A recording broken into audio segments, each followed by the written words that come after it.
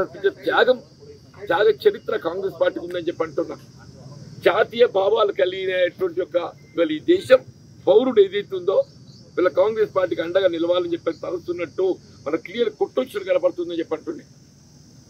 తప్పకుండా ఏదైతుందో నా సుదీర్ఘ ప్రజా జీవితం 4 దశాబ్దాలుగా ప్రజల్లో ఉన్నానే నేను. ఎన్నికల్లో గెలవడం ఓడడం అనేది సహజం చెప్పి అంటున్నా. కానీ ఎన్నికల్లో గెలవడం ఓడడం అనేది కాకుండా ఇలా ప్రజా జీవితం ప్రజా సేవ అనేది ప్రధానం, ఏ హోదా అనేది కాదు. వీళ్ళ ఆ విధంగా ఏదైతుందో మరి నాకు కేవలం జగిత్యాలకే పరిమితం కాకుండా యావత్ నిజామాబాద్ పార్లమెంట్ నియోజకవర్గం యావత్తు చెప్పంటున్నాను. ఒక విధంగా ఇది ఆత్మీయతకు అహంకారానికి మధ్య జరుగుతున్న ఎన్నికని చెప్పంటున్నాను.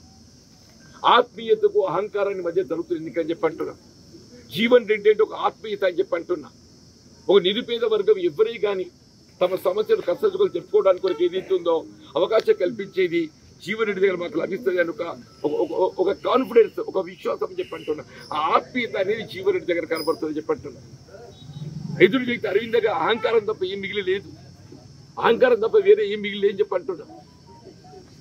భారత రాష్ట్ర సమితి ఏదైతుందో మొన్నటి ఎన్నికల్లో ఏ విధంగా బీజేపీతో లబ్ధి పొందిందో గెలవడం లోపల ప్రతిపక్ష ఓటు చీల్చబడే విధంగా ఆనాడు రాష్ట్రంలో అధికారంలో భారత రాష్ట్ర సమితి ప్రతిపక్ష పార్టీ ఓటు చీల్చబడే విధంగా భారతీయ జనతా పార్టీ ఏ విధంగా ప్రోత్సాహం కలిగించింది.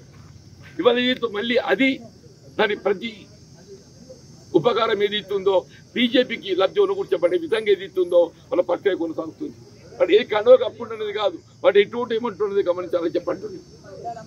ఈ ఎన్నిక ఏదైతుందో ఈ జాతి ఐక్యత, దేశ భద్రత, జాతీయత ఇవన్నీ కేవలం కాంగ్రెస్తోనే సాధ్యం. కాబట్టి త్యాగాల చరిత్ర గల పార్టీ కాంగ్రెస్ పార్టీ. ఈ దేశం కోసం ప్రాణాలు అర్పించే త్యాగ చరిత్ర కాంగ్రెస్ పార్టీ. ఇందిరాగాంధీ, రాజీవ్ గాంధీ అని చెప్పి అంటున్నా. అటువంటి యొక్క త్యాగమూర్తుల చరిత్ర గల పార్టీ కాంగ్రెస్ పార్టీ.